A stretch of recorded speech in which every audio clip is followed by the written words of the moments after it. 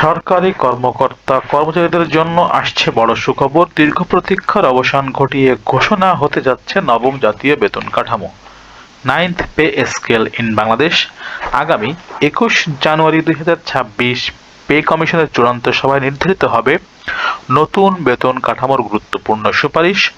সর্বনিম্ন বেতন কত হতে পারে, বেতন বৈষম্য কি সত্যিই কমবে, আর 1:8 বেতন এর এই অনুপাত আসলেই কি 1:8 বেতন কার্যকর করা হবে?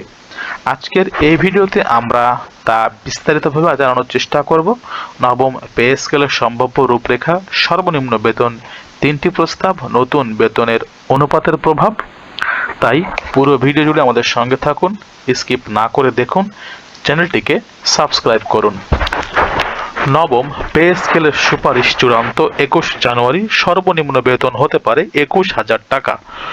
সরকারি কর্মকর্তা কর্মচারীদের জন্য নতুন বেতন কাঠামো বা নবম পে স্কেল ঘোষণার কাজ শেষ পর্যায়ে। আগামী 21 জানুয়ারি 2026 তারিখে পে কমিশনের চূড়ান্ত সভা অনুষ্ঠিত হবে, যেখানে নতুন পে স্কেলের সুপারিশগুলো চূড়ান্ত করা হবে বলে সংশ্লিষ্ট সূত্রে জানা গেছে।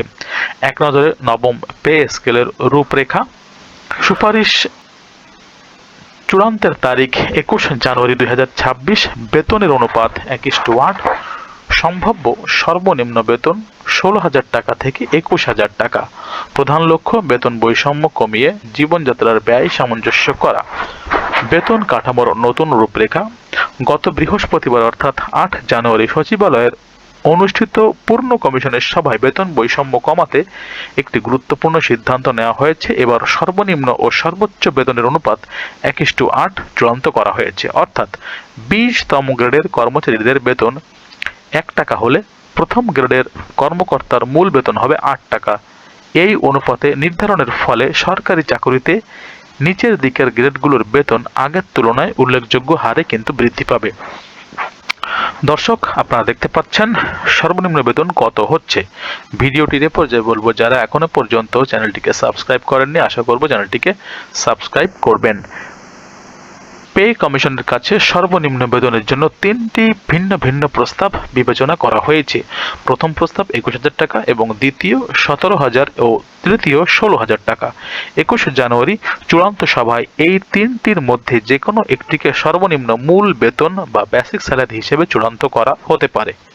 পে কমিশনের শেষ প্রস্তুতি এখন এই মুহূর্তে চলছে। এখানে আপনারা একটি চার্ট দেখতে পাচ্ছেন, সম্ভাব্য নবম পে স্কেল গ্রেড ভিত্তিক মূল বেতন।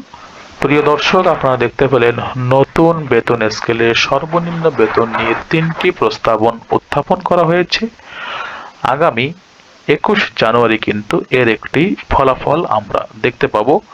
সম্পূর্ণ ভিডিওটি দেখার জন্য সবাইকে ধন্যবাদ। পে স্কেল নিয়ে আপডেট ভিডিওগুলি পেতে আমাদের চ্যানেলে চোখ রাখুন, আমাদের চ্যানেলটিকে সাবস্ক্রাইব করুন। ধন্যবাদ সবাইকে।